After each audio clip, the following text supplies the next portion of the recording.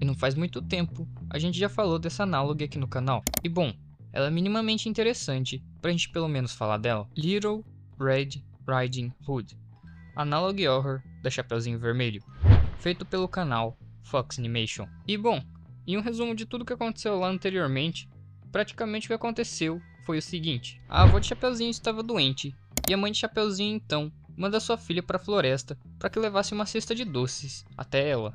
E bom, até esse ponto tudo acontece da forma tradicional, que é a história normal da Chapeuzinho. Até que então, Chapeuzinho vê um animal quase que morto. E bom, esse animal fala com ela, e ele avisa que nessa floresta tem um perigo. Perigo esse que seria o lobo. Então esse suposto lobo surge atrás de Chapeuzinho, dando o seu primeiro indício. Chapeuzinho então acaba dizendo que estava indo entregar doces na casa de sua avó, e bom, o lobo meio que segue ela até a casa de vovó. E ele até mesmo consegue chegar primeiro do que ela lá. E a partir desse ponto, a história realmente começa a pegar um rumo. E o lobo meio que dá um fim na vovó. E bom, Chapeuzinho chega lá e ele meio que dá um fim nela também. E isso é basicamente o que aconteceu no episódio passado. E nesse episódio, praticamente vamos ver a visão do lenhador.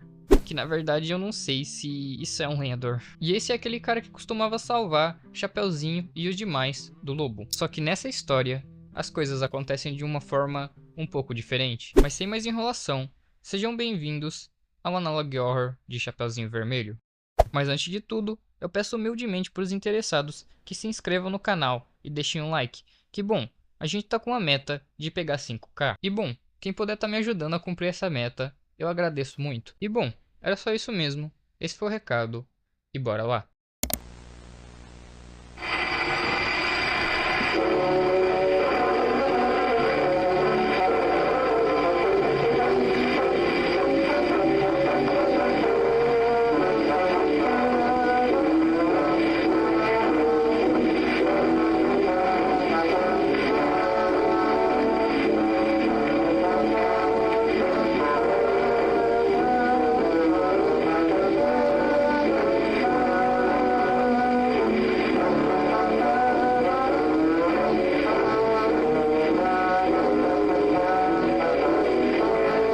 E logo no início, somos mostrados ao cenário anterior que o lobo teria criado, em que Chapeuzinho Vermelho e sua família, como vemos, passaram dessa para melhor. E logo em seguida, nos é apresentado o nosso suposto caçador, e uma mensagem escrita dizendo: aonde você esteve quando isso tudo aconteceu?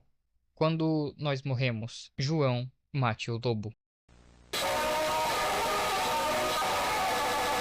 E é assim que nos é apresentado o personagem principal desse episódio, sendo ele como João, o Caçador. E até esse ponto, eu quero ressaltar que a história já está bem diferente do conto original. E após isso, vemos o que seria esse tal João, perambulando pelas florestas. E o João então recebe a informação de que 3 pessoas já foram mortas pelo lobo e até mesmo alguns animais. E o João então anda um pouco e acaba se deparando com uma das vítimas do lobo, o coelho. Eu acho que isso é um coelho. E detalhe que esse coelho tá desde o início da Analog, o que me faz acreditar que não se passou muito tempo desde o assassinato de todas as pessoas. E o João então se aproxima desse animal e algo repentino acontece. He's not just a wolf, you need to kill him, he has our souls.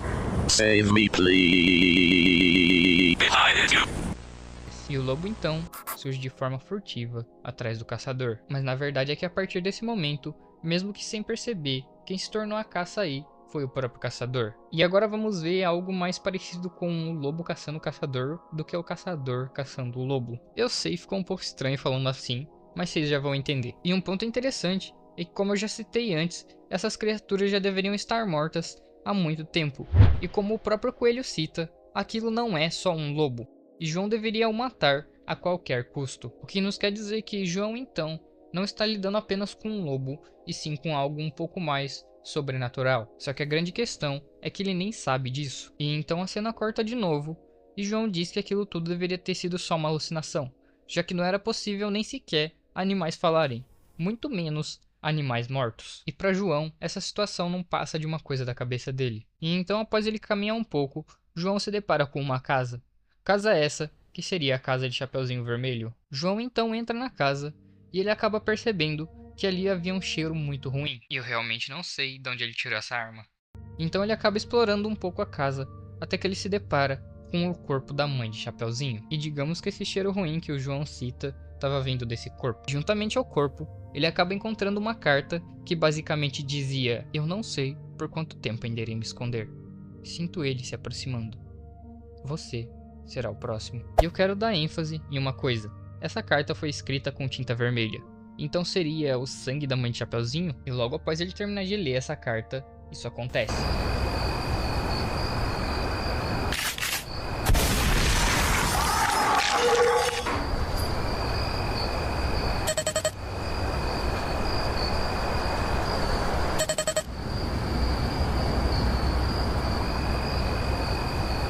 E o caçador então, que não é bobo e nem nada, rapidamente dá um tiro naquilo que estava na janela. E claramente podemos ver que ele acertou o tiro. E o lobo então, rapidamente some. E o caçador então se pergunta para onde ele teria ido.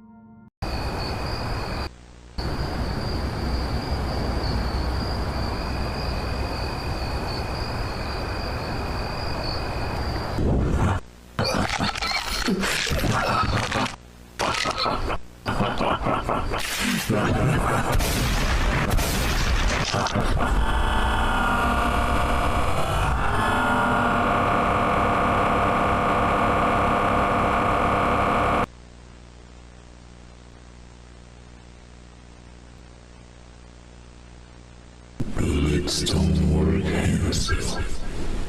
It's too late to save them. E bom, o que aconteceu aí praticamente foi o seguinte: o lobo, como vimos, acaba de alguma forma entrando na casa e machucando o caçador de surpresa. E o caçador então tenta se defender do lobo, atirando diversas vezes contra ele, mas aparentemente não foi o suficiente. E o próprio lobo diz que balas não irão funcionar contra ele. E logo após isso, vemos o caçador tentando fugir daquele lugar.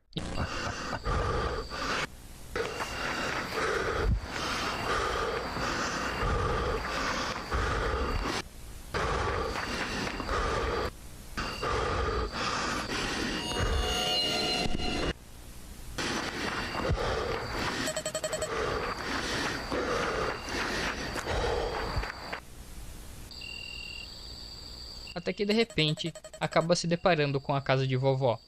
E então ele entra lá para tentar se esconder. E então vemos o que parece ser o lobo se aproximando da casa de vovó.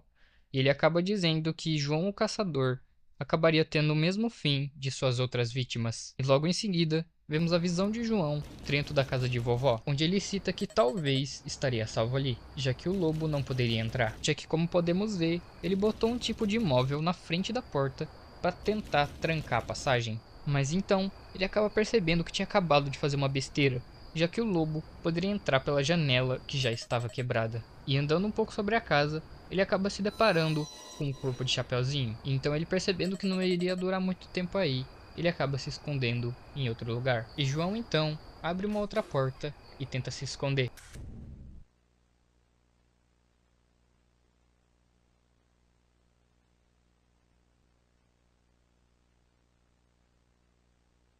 Então ele acaba encontrando também o corpo da vovó. E bom, a partir desse ponto, convenhamos que João já não tinha mais uma salvação. E ele mesmo já sabia disso. E então, isso acontece.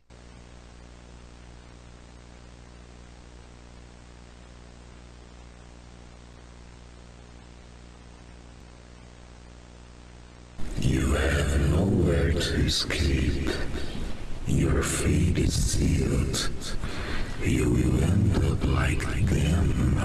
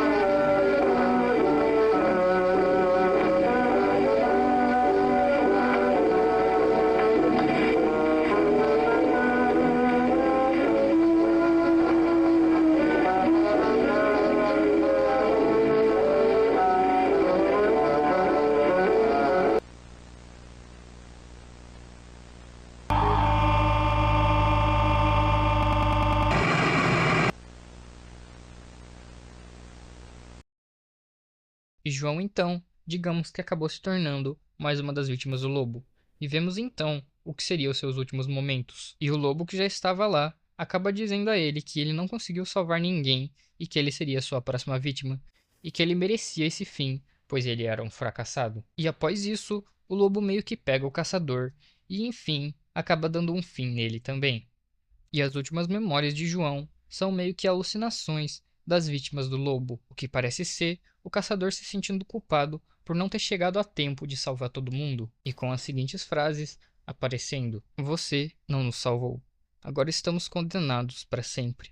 Agora você também é um de nós, João." E o lobo então acaba isso tudo dizendo: "Você é meu." E então assim, dando um fim a essa história. E bom, como ainda tem algumas coisas que ficaram em aberto, eu vou tentar explicar de uma forma mais simples. E o lobo, como vimos, em diversos momentos, não era somente um lobo, como o próprio coelho diz no início, e sim se tratava de algo um pouco mais sobrenatural. E aparentemente, a cada vítima que o lobo fazia, a alma dessas vítimas acabavam ficando presas eternamente junto a ele, como uma espécie de julgamento ou coisa assim. E para que essas almas dessas vítimas fossem libertas, a única forma seria acabando com o lobo, o que no final não aconteceu. E em relação a algumas teorias que a gente viu no vídeo passado, acabaram meio que sendo desmentidas, onde dizia que o caçador havia vestido a pele do lobo, mas nesse capítulo vemos que o lobo realmente era o lobo. E o que havia deixado essa teoria aceitável foi o fato de que o lobo não se alimentava de suas vítimas,